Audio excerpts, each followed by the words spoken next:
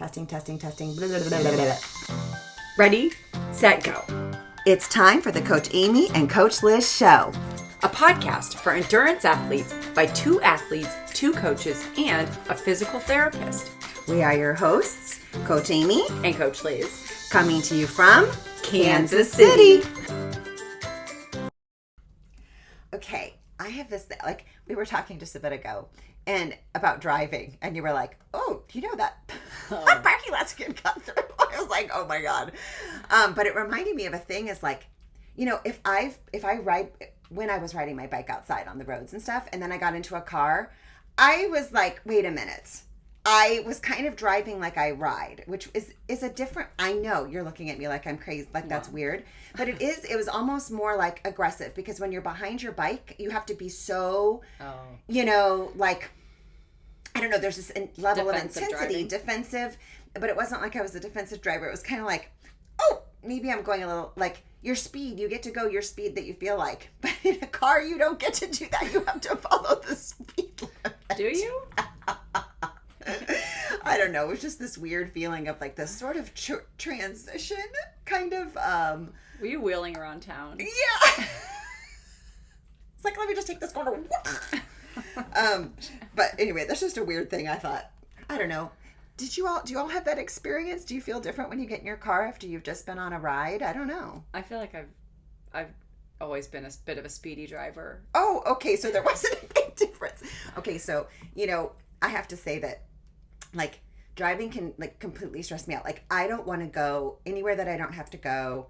And then, like, I'll be like, oh, I have to go to that store at 135th Street. No, not unless I'm going to do 5 other things on the way and on the way back, right? Just because it's like people stress me out. And then the other day I pushed a button accidentally in my car, which I do all the time now because it's like this computer. Spaceship? It's like a spaceship mobile? It's a spaceship. And, you know, I'll be damned if I'm going to go, you know, for a 2-hour course on how to use this thing. I don't have time for that, okay? So this car does way more things than what I'll ever learn to do. So I accidentally pressed the button and the classical music station came on. And I grew up with music. I've trained piano and trumpet, and so that's not a foreign thing to me. And it immediately calmed me down. And I am telling you, that is the only music I listen to. Now I'm like this little Sunday driver. I'm just like so calm anywhere I go in my car. And so that is my new thing to keep me from being like, and it's just to keep me from having road rage, really. I mean, I think that, 100%. Yeah. And to deal with all the other road ragers out there. It's like someone cuts me off, I'm like, that's okay. Yeah. Well, that's good. I mean, as long as you didn't threaten my life, you know. But yeah, just like, I mean, there are some crazies there are a lot out there. Having a good book on tape can also do that. Like if you have a book that you're really listening to. Yeah, I mean, you're good at listening to book on tape and podcasts and stuff. Just period. I'm not a good listener. Like, I have to work really hard to pay attention. You'd be like, well, I think the classical music speaks. Yeah, it works for me. Great. So, all right. So I wanted to talk about, I was interested in your perspective because everyone has their own perspective when they're watching the Olympics, and you might like pick up on different things. And so I thought it would be fun for us to talk about, I mean, just pick a sport or one sport or 2 sports or 3 sports and let me know like what you thought about different things. Oh gosh, yeah. You want me to start? Well, you want to pick one? Pick one of the events that happened. Well, first I have to just say how much I love Snoop Dogg. Oh, I love him. And I hope he writes a book one day because I feel like his perspective on the world, where he came from and what he started with his music and the way people probably treated him when he was first, coming out, and the way, like, he has experienced a wide berth of society in a lot of different ways. And it's just fascinating to me what he must have seen in terms of like how people have treated him in his different roles in life. And I just think he's freaking adorable. I love him. Okay, that's really cool. I'll have to pay more attention because I've really just kind of skipped through that stuff he's just so to get cute. to where I wanted to get. He's so fun. Okay. Anyway, and that's not where he started from. He really has a unique perspective on life, and I hope he writes a book someday. But so one of the things I was noticing last night when I was watching the gymnastics is how much I've appreciated. This is the women's gymnastics, yes. And how much I have appreciated that, Simone Biles in Tokyo had to take a step back, and like that was a whole thing that we're all familiar with. But I've really appreciated how she's handled it coming back this year and how she has, she mentions that and she makes it part of her experience this year, but she has not allowed that to become her identity. Like, she really has created her own space and her own experience in this Olympics, where she is fun to watch as the athlete that she is today. And you can see, like, on her face, like, the joy that's there, and also how well she's physically performing. And it seems like she has been able to, like, have that experience that she had in Tokyo and, like, move through it. And we're able to see, like, because sometimes I think it's easy to start to identify with, like, some kind of traumatic event, and you take that on as your identity, and that becomes, like, how you relate, how people relate to you. It really can become something that's, like, hard to move through, and you get to it. And she just gives us a really good example of what it's like to see somebody come through that to the other side and make that part of their identity, but not become somebody that's stuck on that being their identity. And you can see, like, what the resilience looks like, and she's really done a good job of defining herself in this Olympics with that as part of it, but not being the thing. And it's just, I think that's incredibly difficult to do, especially on the stage that she's on. Yeah. And it's really cool to see that as an example, like, how you do that, and how she's also really embraced.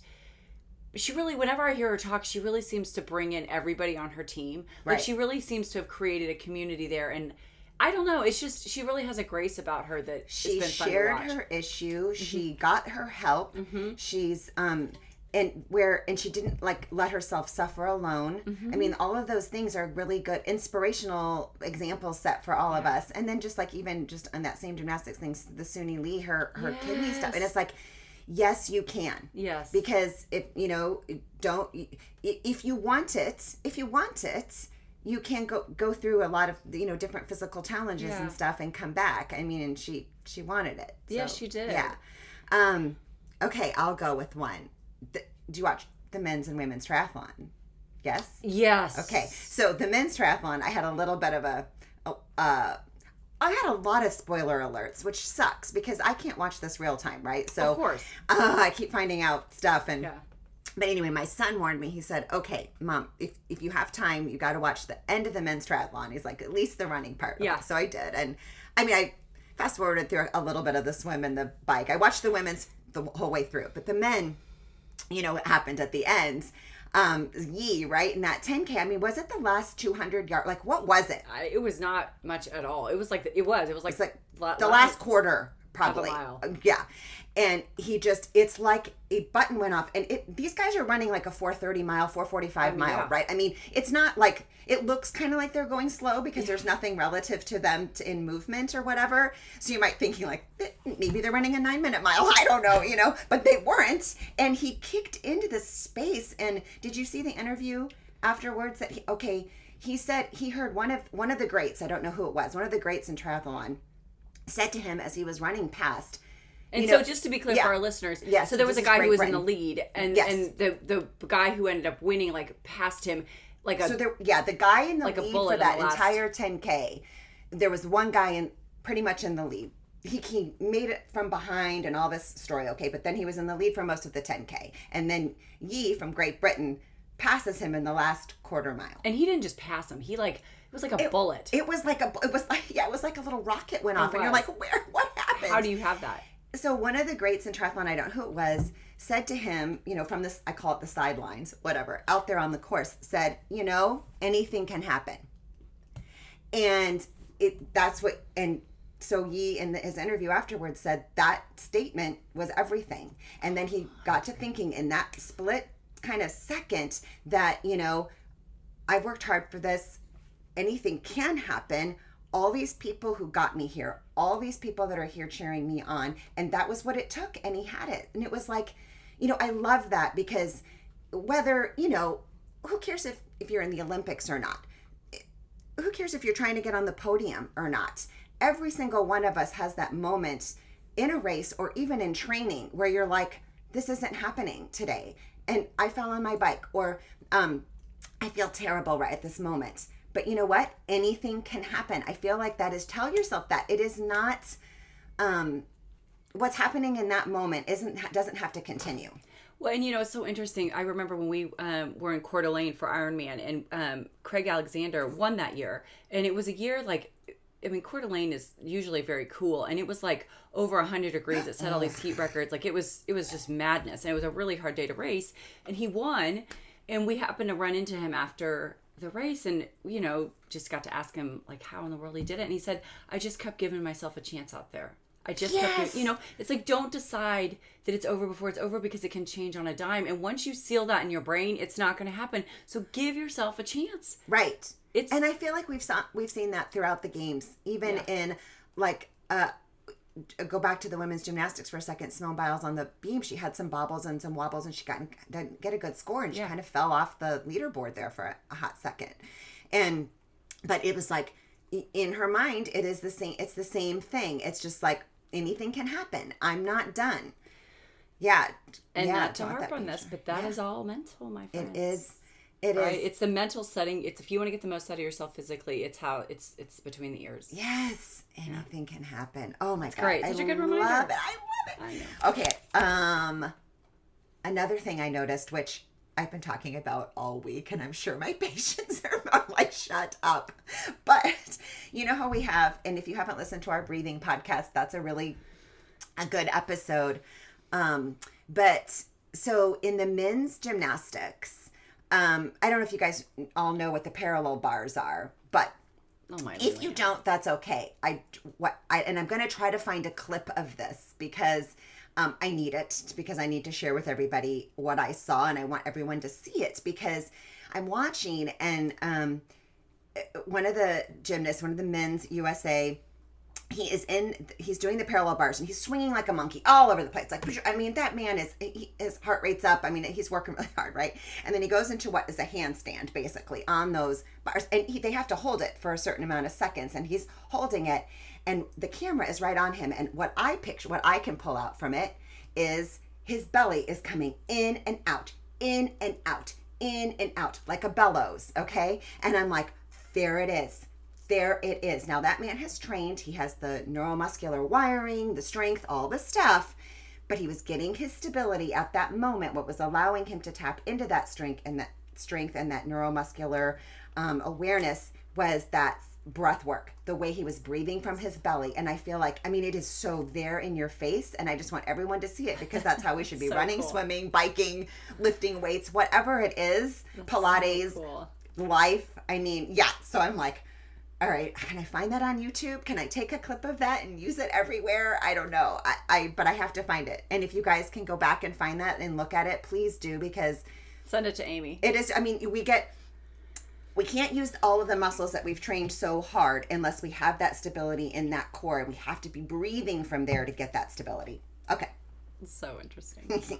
All right. Anything else you want to? I will say that I love watching Katie Ledecky, who does not, right? But we've talked about She's a swimmer. She's a swimmer. Yeah, swimmer, distance swimmer. And so that meaning that like her stroke style is much more like what we would use in triathlon than the sprinters that you're seeing. And she's a really good example of like what the kick looks like, what you would call a two beat or a slower kick looks like. And you can really see how her legs, one of the key things that she's doing with her legs is helping with her hip torque, her hip rotation, which is helping create that force.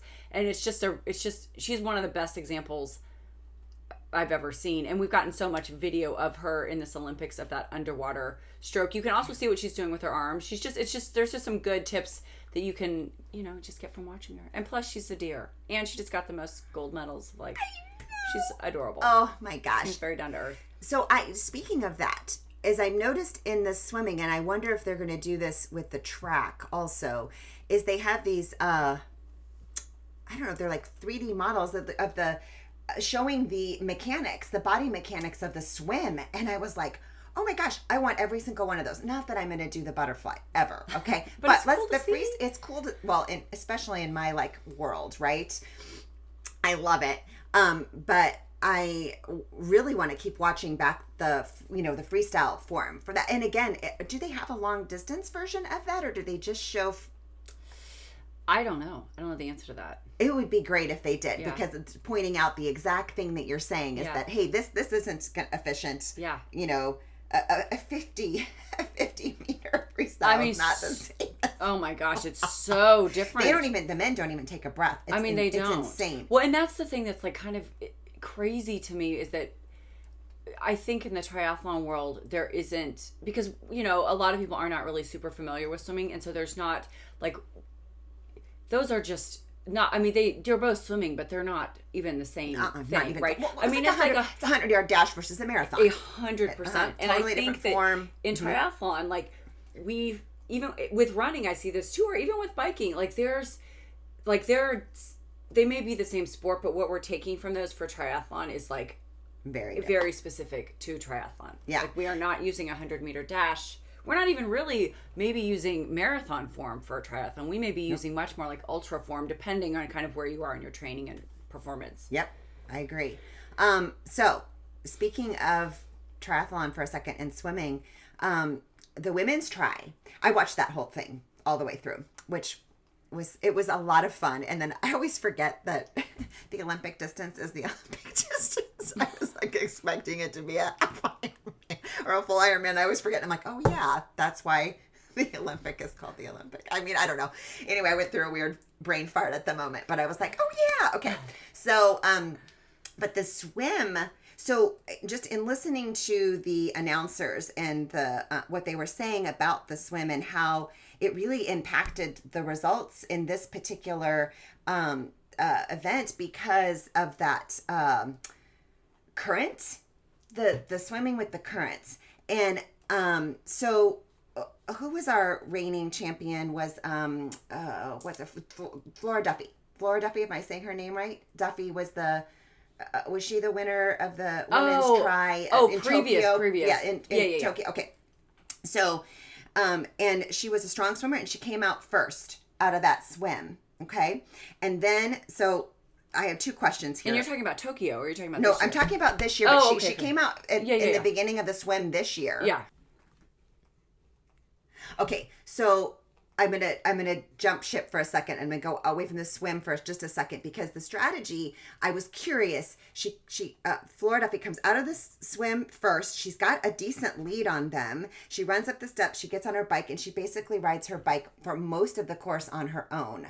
And then that little chase pack comes up behind her, and there's maybe 9 or 10 women in there. Oh my gosh, so many falls from the rain. It was sad, but from the slick surfaces. But they end up catching her, and then even though she's a really strong runner, she doesn't even make the podium, and not, doesn't even make, like I'm sounding like, and she comes in 5th, like that's awesome, and she's like amazing, been in 5 Olympics or whatever.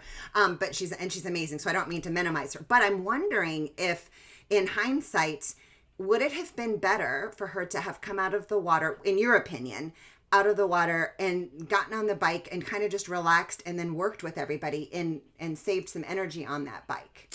That is a really good question. If that would have made a difference in her outcome. Well, that's interesting. I'm going to say, I don't know. I mean, I think it depends. Like, I'm guessing that they would have done that for a reason.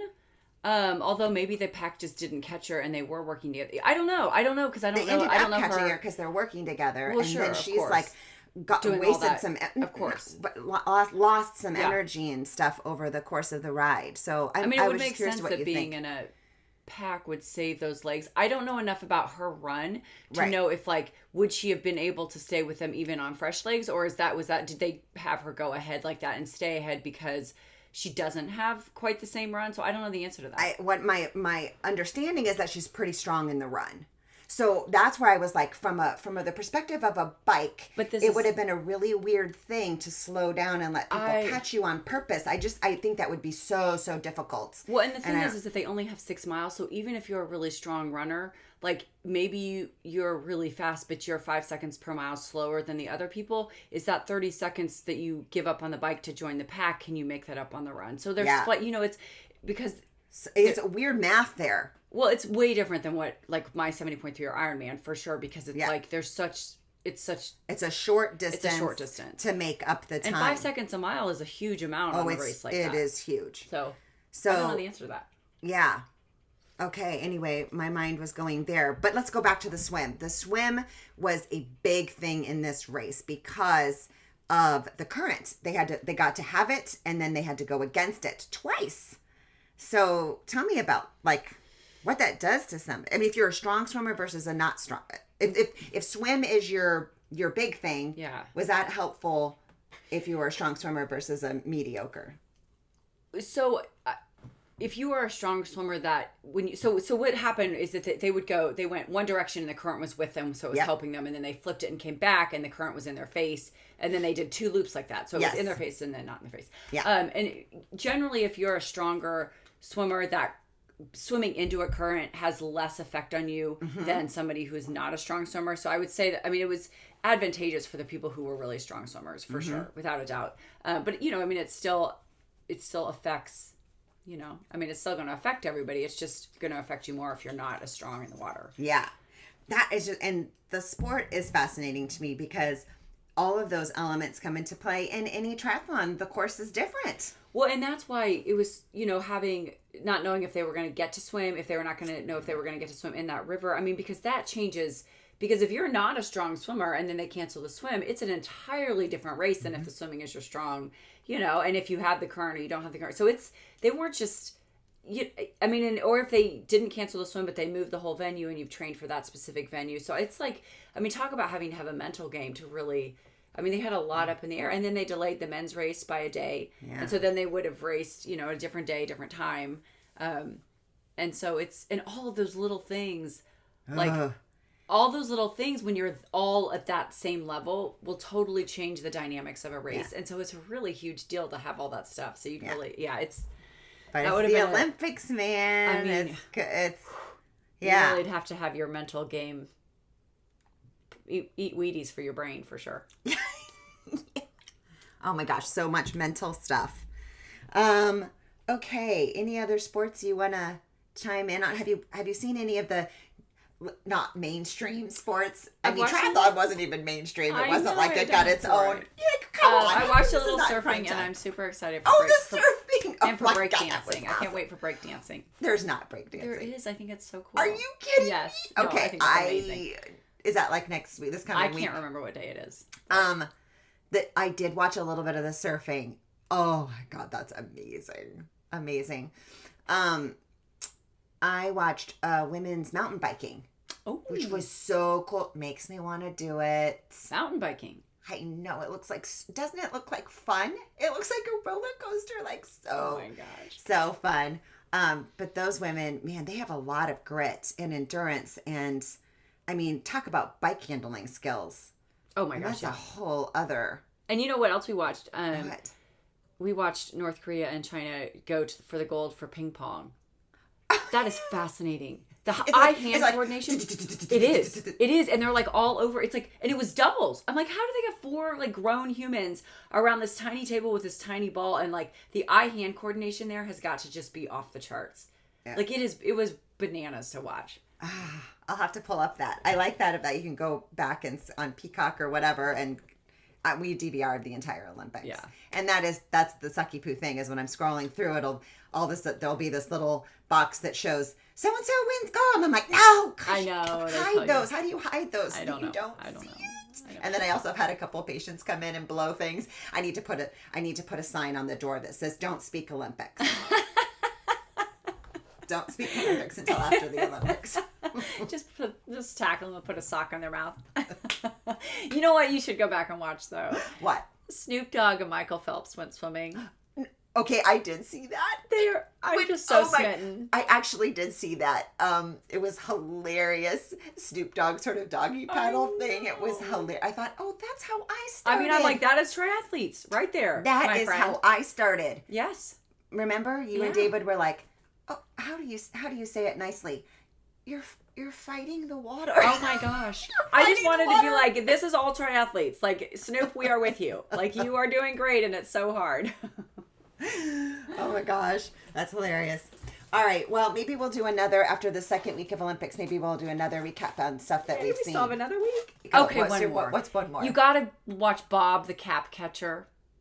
What's a cap catcher? Yeah, I know. There was a cap on the bottom of the pool in the Olympics, and Bob the Cap Catcher went in to get it, and he was wearing this old school, really loud Speedo and he like dove in. He was like become the Olympic hero. There's stuff about him all over. Bob the cap catcher. I have a red who's decided he's auditioning for LA to be the LA cap catcher. Oh my God. Okay, so we'll put a link. Maybe we can put a link to. Well, I'll put some links to these. Yeah. Yeah. Actually, let's try to find that breathing one too. Okay. Thanks so much for listening. And remember, We are in this together. Until next time.